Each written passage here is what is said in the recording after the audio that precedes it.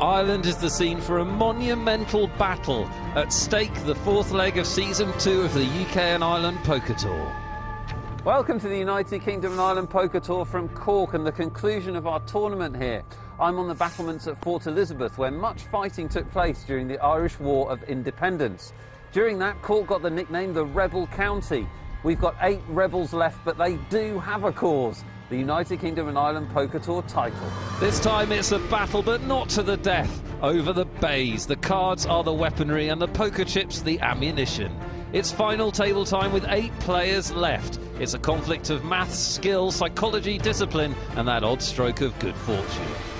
The final table's about to begin in Cork. We've got a great lineup. Liv, it's an impossible question, but who's your pick for this one? So it's a tough question, Nick. My picks would be either Sam Razavi or Chris Dowling. They're both very good players. They've both got lots of experience, so it should be fun to watch them. Yeah, it should be fun. What type of a final table can we expect? It's going to be great, actually. We've got Sam, who's a huge character, you know, loads and loads of banter. And then again, we've got some experienced players. There's going to be loads of aggression. So we should see some interesting situations arise. OK, now, none of our players has a big title to their name. Sam and Chrissy, you mentioned, both come close, but haven't bagged the big one. What does it take to get over the hump? To win the big one, it's got to be just a confluence of all these perfect situations arising. Ultimately, the cards have got to be on your side, and you've just got to play the best poker you can under immense pressure. OK, well, we'll check out who can make it happen. Let the game begin. These are your final 8, each with a master plan. Hope to maybe bust a couple of the short stacks, and then when I got a bit more chips, maybe try and make some moves on some of the bigger stacks. Final table, I like to mix it up a wee bit, and I've got the chips to do it now. To win a major tournament would be a lot, you know, like, I mean, I could finish 8th here today, like, but if I finish 2nd, I'll be disappointed. Chris Dowling is a really decent player, and I've actually seen, obviously, on previous episodes. He's someone I'll be looking out for. We actually play in a home game together, a learning game we call it, where we have to show our cards with Max Silver as well, and it's just a great game, and we're rooting for him. We want the win. And there's a guy who's the second trip leader who I was having a bit of banter with yesterday. I think he's from Germany, and he's pretty good fun. I played I think 5 or 6 tournaments, like last season and this season, and I really like the tour and like the people and the good structured tournaments. Here is your final table chip count. They'll be starting with these stacks. Peter Burnett and Jamie Flynn need to get some more chips quick. Martin Mulso and Samad Razavi lead the way. And there's a couple of key players for you with the pointy finger technique, Sam Razavi and Chris Dowling, possibly the 2 most aggressive players at the final table. Liv, we're looking forward to this. It's going to be really, really fun, I think, and probably quite an aggressive final table. Oh, it's going to be very aggressive. There's some experienced players here, so we should see some top-level poker. I hope so, anyway.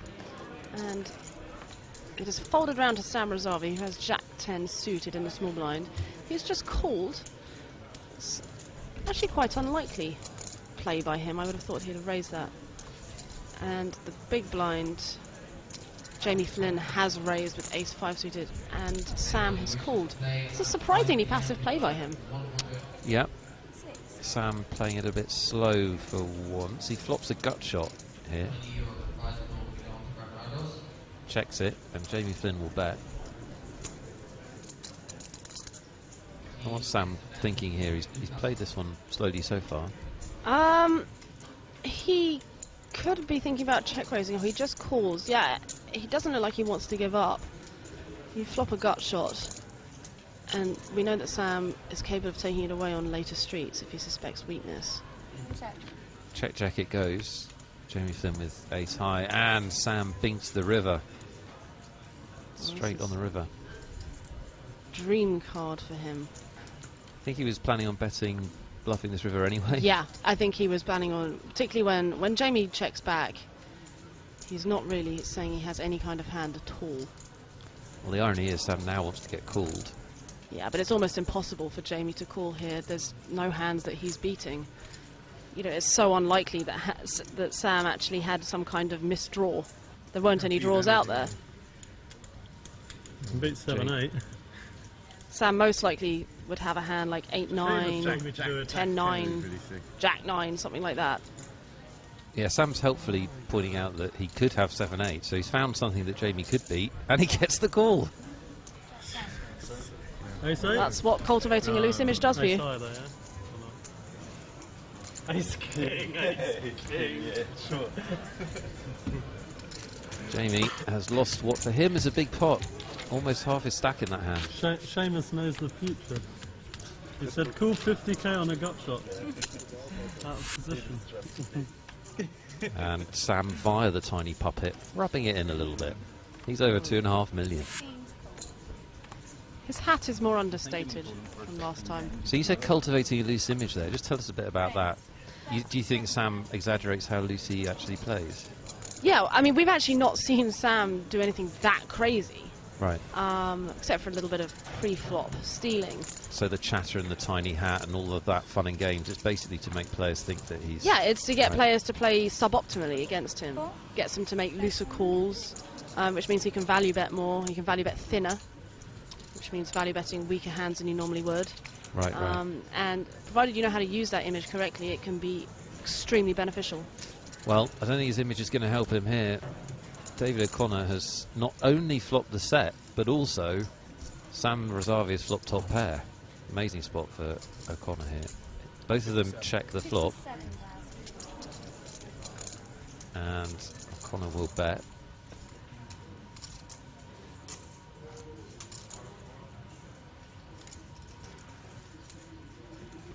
Is he thinking about a raise, or...? Well, he played it cautiously on the flop, trying to be trappy. And he's just calling. Maybe he smells a rat. He's not that good. Surely. Well, it's very dependent on what O'Connor does here. 165. O'Connor's going to bet. If I'm Sam Razavi, I'm raising. That's a big bet by O'Connor. I don't care. Raise. 3/4 pot bet. Yeah, a lot of players would raise for value here because they missed a street of value on the flop. Full house. Sam Razavi just calls. Yeah, he gets away with the minimum there. Minimum loss. Well played, well, by both players, but particularly by Sam Razavi. David O'Connor up to almost $1 million. This is my first live tournament ever, so it's pretty good experience so far. Back up for the viewers. Your first ever live tournament. Poker's just easy, right? I mean, it's easy when you run good, so. Tell us about the final table. Which players are you sort of thinking about? Who's impressed you? I know Sam, who's directly to my left, he's got a lot of chips. He seems like he really knows what he's doing, and Chris is on his left, and I played a lot with him towards the end of yesterday, and he's got a lot of chips as well. That's pretty intimidating to have two really big stacks on my left. You're friends with Max Silver and Nick Abu-Riff. That's right. Who also did very well very quickly. What's your secret? What do you guys do when you start your career? Well, I mean, I didn't really know much about tournament poker before I met those guys, and they're just brilliant poker minds, really smart guys, young guys, and they got bright futures ahead of them, and they've really taught me a lot about how to play the game. What would it mean for you to win this tournament? Obviously, it will be your first big live win. It's a life-changing amount of money. I'm going to try to start my own business soon, and I think that would be a nice way to kick things off. Back at our final table. And under the gun, Peter Burnett is going to shove. He's got about 14 big blinds, and he's got ace-5 offsuit. I don't like his shove, Nick. You don't? No, not at all. When you're playing 8-handed and you have plenty of breathing room with 14 big blinds, I mean, you can't wait around forever, but you can wait around for a better spot than this. Shoving that many chips under the gun with a hand like ace-5, where you're so often dominated, if you get called, you're always in terrible shape. Right. It's a really bad shove. Well, he's got called here. He's got called by better hand, Chris Dowling with the pocket nines. Yeah. Pretty sick spot, but you're in better shape than you thought you were. Wow. Hey. Peter Burnett is in bad shape. Yeah, just a 32% shot of staying in this tournament, and that flop hasn't helped him too much.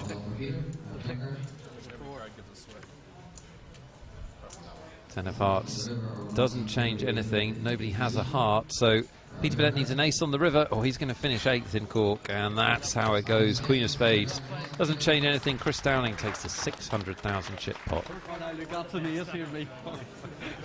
Yeah, cheers, man. That was one of his outs going. Do you know what? Fact felt break.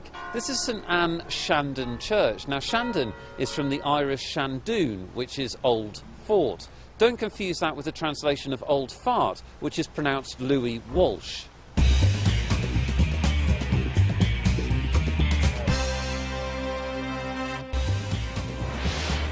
It's a beautiful sunny day in Cork, blue skies, and what a great day to be outside.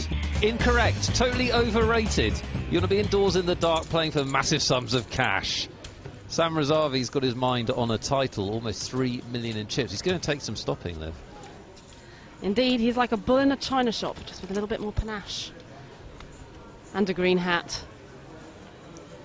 He does also have a big ginger beard, but he's not wearing it at the moment.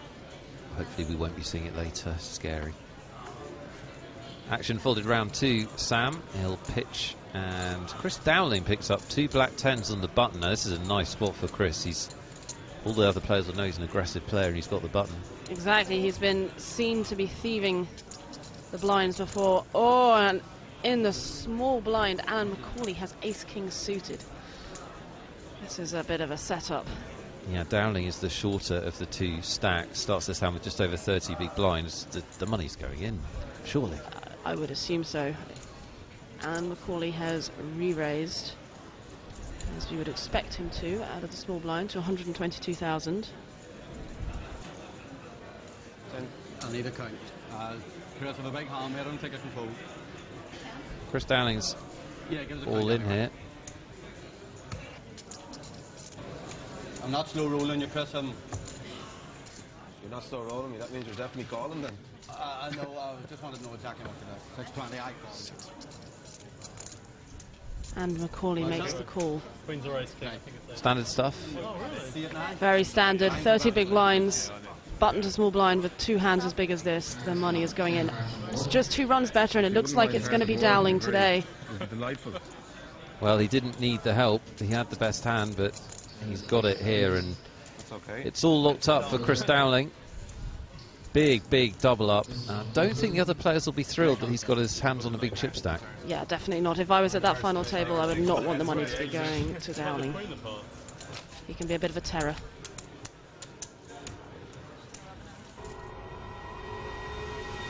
My Dodgy Dealer sounds like a symbol of urban decay. Actually, it's an exclusive, never-seen-before dealer time trial, whereby our very best dealers are put to the test of their dealing prowess. Each dealer must deal through and over the line of the 8 chip stack goalposts in the quickest possible time. Any infringement and a 1-second penalty is added. 10:17 is the time to beat. Hi, my name's Dean Hassan, I'm 29 and I'm going to fluke dealer challenge.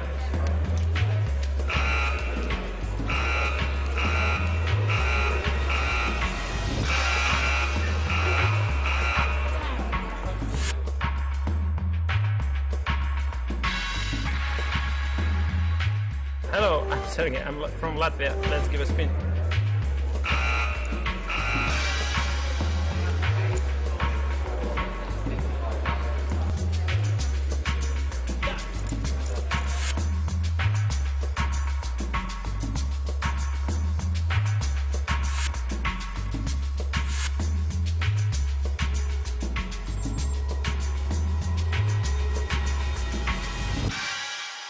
Not too bad. 9 and a bit seconds. That's about half a second a card. Liv, you know about science. That defies all the laws of physics. One would think. I mean, these guys are inhuman. We have the best dealers in the world. Just glad Einstein didn't see that. He'd be rethinking a couple of things. Yeah. I wonder if relativity applies to the speed of a card moving. I feel like they don't go quite close enough to the speed of light. Well, incorrect. Sam Razavi's stack has only got one law of physics in operation. It's the law of continuous momentum upwards. He's raised. Chris Dowling's flattered on the button here, and looks like McCauley's also going to get involved. Yes, we go 3 ways to the flop, and Sam Razavi jumps into the lead with top pair, although Chris Dowling also flops a gut shot. Sam's not going to slow play here.